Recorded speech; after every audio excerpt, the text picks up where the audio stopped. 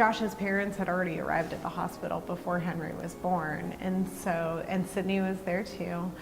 And so we said, hey, it's time for you guys to go have some dinner so I can have this baby.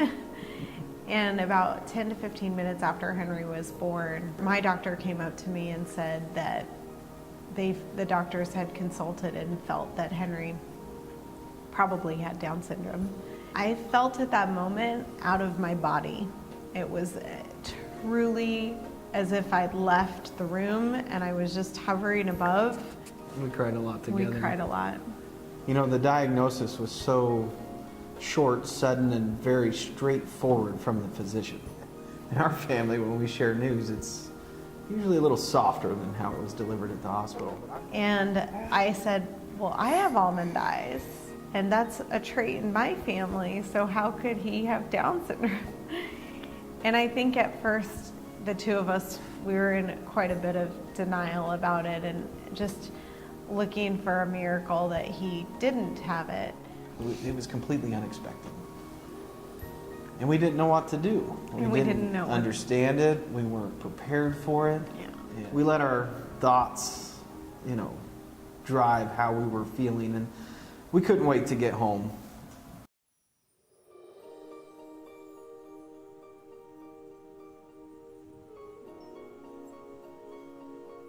And I think that grief and pain of you're disappointed that you don't have a child that you expected, or that it's not going to be the road or path that you expected. That's okay to feel.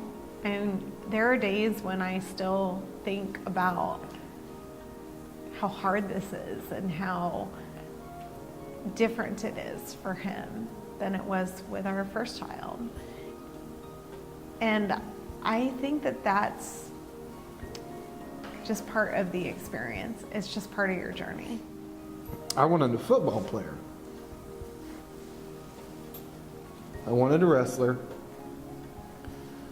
But now that a year's gone by, Henry could be a football player. He could wrestle. He can do whatever he wants. And it's all up to us and him. So just know it's not a life sentence. The hospital can be difficult. You've probably already been through it if you're seeing this. And just know it's all right.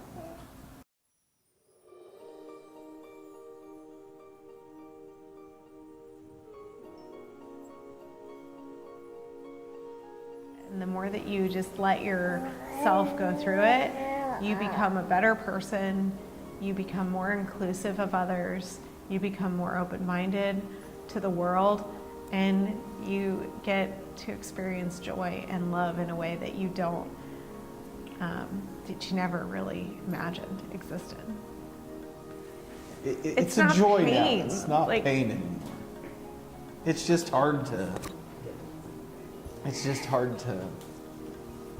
still so fresh. And I don't know. Does that make sense? It's still in the back of my mind, and I don't think that's ever going to change. But I think we'll have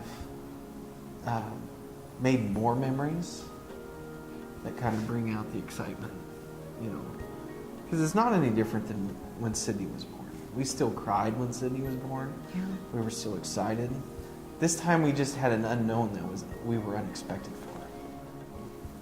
I actually think that it's a gift. I think that when God chooses parents to be the parents of a person with Down syndrome or a child with Down syndrome, that there's a gift there, and that you don't always see it every day, but you get glimpses of it, and it makes you a better person because of it.